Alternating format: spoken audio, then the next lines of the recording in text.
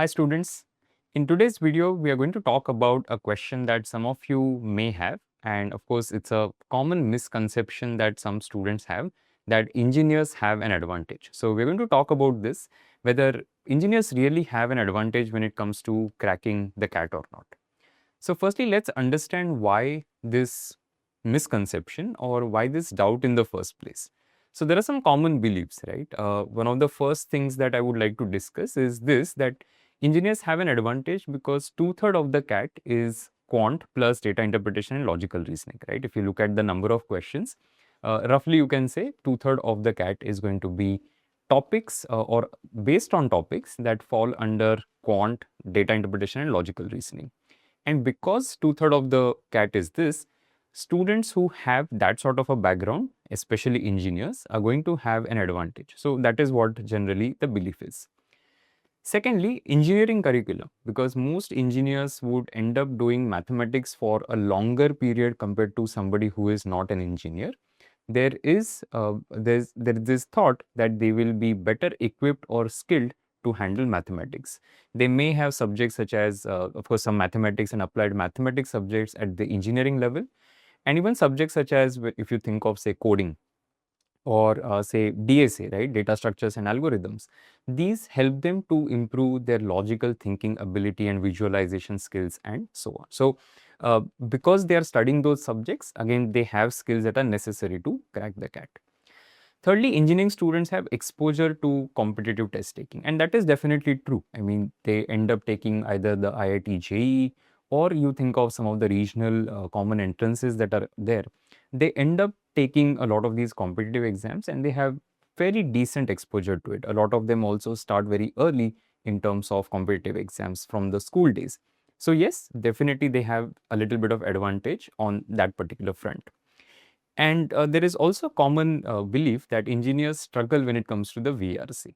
Now, the thing is, there is some merit to a lot of these things that you keep hearing, but they're not entirely true, right? So you can't generalize any of this.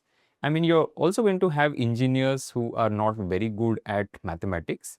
You are also going to meet engineers who are extremely good at VRC, right? So any of these things cannot be generalized, and that is why you should not believe them completely. These are very individual specific things. So you're going to have engineers who of course have great math skills, they have great logical skills and so on and so forth. Some of them will also have great verbal skills, and some of them will have one skill better than the other skill that they have. So these things cannot be generalized, and that is why these are common beliefs that you should not completely believe in. Now let's understand what the reality is, right? Firstly, if you look at the CAT quant and whether engineers really have an advantage because they end up studying mathematics for an extended period of time, that's not going to happen, purely because the kind of skills or knowledge or understanding of topics that is tested on the CAT, the areas are things that all of us, right, whether you are an engineer or you're not an engineer, all of us have done these things at the school level. So it is the 10th standard mathematics, if you think of it, topics that you've done till 10th standard and not exactly 10th standard. Think of areas such as numbers, algebra, arithmetic, geometry, permutation, combination, probability, which is modern math. So all of these things we have done at the school level. Some of us, of course, who are non-engineers may not have done it after the 10th standard. Some of us may not have done it after 12th standard.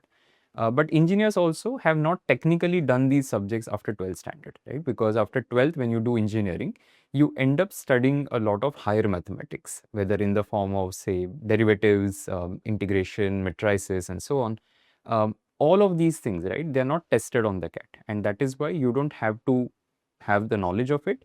If you don't have it, you will still be able to survive. Now, anybody can develop good quant, logical reasoning, and data interpretation skills. So you don't need to have a certain background, that engineering background. Just because I'm an engineer, I'll have better skills compared to a non-engineer. That is not true. So anybody can have these skills and they can develop these skills. So anybody can be good at it. They are not dependent on the graduation degree that you have. And don't take my word for it, right? Look at what happened in CAT 25. So this is based on the official document which is there on the IIM website. You can right now also go and check this particular document. So this sort of trend that you have with respect to engineers and non-engineer proportion, if you look at the 100, the 99.99 and 99.98 percentiles, it has seen a shift over last several years. So we have seen that typically, and even if you look at say CAT 24, you will see there are more engineers and there are fewer non-engineers, right? But last year you had more non-engineers compared to engineers in each of the levels. So whether it is 100, you had 9 non-engineers and 3 engineers getting 100 percentile. You had 14 non-engineers and 12 engineers getting 99.99, and 18 non-engineers and 8 engineers getting a 99.98. So numbers speak for themselves. So what it is telling you that just because somebody is from engineering background doesn't mean that it will be easy for them to crack the CAT. Of course, having a little bit of familiarity with math and all of that is good to have, but that doesn't mean that it will translate into a very good performance on the test day. So what really matters, right? Let's understand that. Familiarity is not equivalent to test readiness. So just because you come from a background wherein you've done some math, it doesn't mean that you will be able to do well in the quant that is tested on the CAT. So you'll have to prepare for it just like anybody else.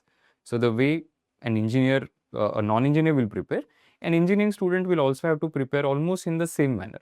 It's just that the pace at which you are able to comprehend some of the math concepts, etc., might differ a little bit.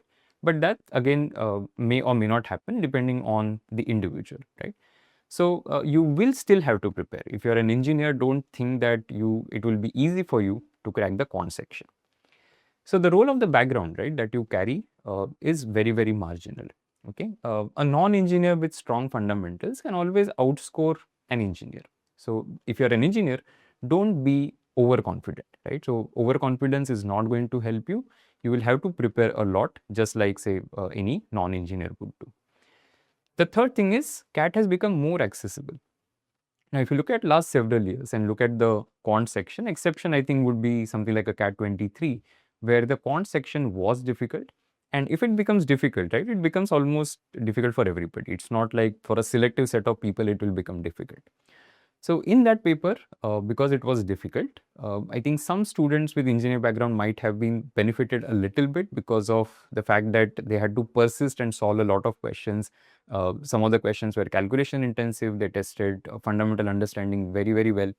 So if something like that happens, maybe engineering students might have some advantage in that sense, but otherwise it's not a very big advantage, right? So CAT has become super accessible for students from all the streams, whether you are an engineer, non-engineer, doesn't matter, coming from commerce, arts, humanities, whatever it may be. Quant has become fairly accessible. DILR again is like pretty challenging for everybody. So it doesn't matter which sort of graduation degree do you come from, you're still going to face challenge when it comes to the DILR section. The post-test selection process, in fact, is in such a manner that it is not a great advantage to engineers. If you look at the post-test selection process, if you look at the IM selection process, you will see that the diversity points are given to students who come from non-engineering backgrounds.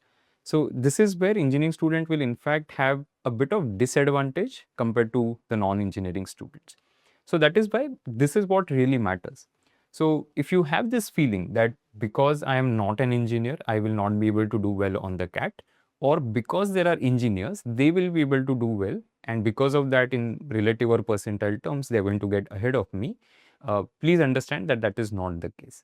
So we have seen a lot of non-engineers getting 100 percentile, which shows that anybody can do it.